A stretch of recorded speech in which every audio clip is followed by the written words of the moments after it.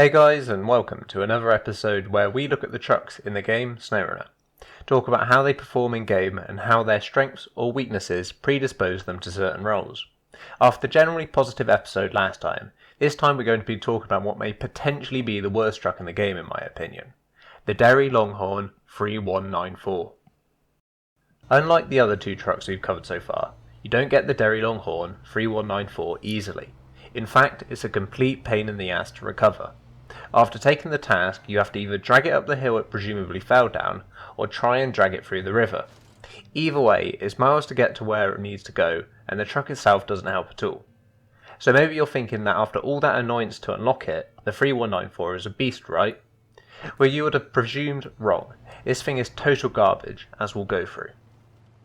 First off, I'd like to point out that this is a very heavy truck, with a lot of its weight sitting over its single front axle. To put it in perspective, this truck seems to be about double the weight of the Royal BM17, which is insane in my opinion. This alone isn't necessarily a bad thing, however. The issue is that the Derry Longhorn 3194 is hopelessly underpowered for its weight.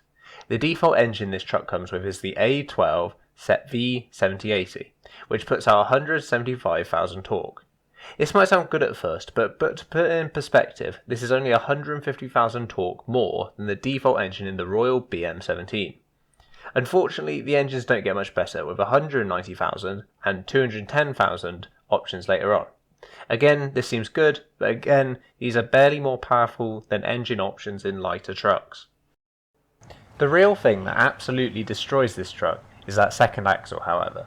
It's unpowered, and where the truck has no diffs will regularly cause the entire front or rear axle to lift completely off the ground, removing any type of power output the truck has. Seriously, I've seen this truck get stuck in places where even something like a Fleet Star would get through, because of that ridiculous second axle, which does way more harm than good. I mean, it's not even good for weight distribution, since it's a single wheel rather than a dually. Unfortunately, there is absolutely zero way to fix this glaring flaw in this truck, and regardless of what engine you fit, it will always struggle.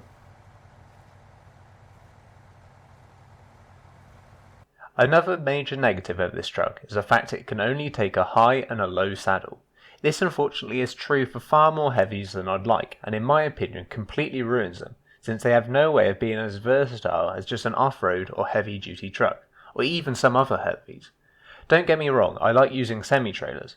When some trucks can take a semi-trailer and their own crane, why would you just not use that? Finally, this truck handles like a barge, which is actually accurate, so maybe that's a good thing. Something that's not so good, however, is the fact that the customization options add-ons don't inherit the custom livery, and are always the stock texture, which is just odd and ugly.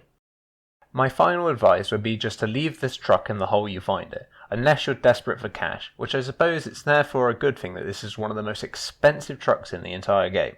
I don't really know what else to say than this truck is irredeemably bad in my eyes, but I'd like to hear from you guys if you found a role this truck did well. I'm genuinely curious because I actually want to like this truck. Thank you for watching everyone, and take it easy.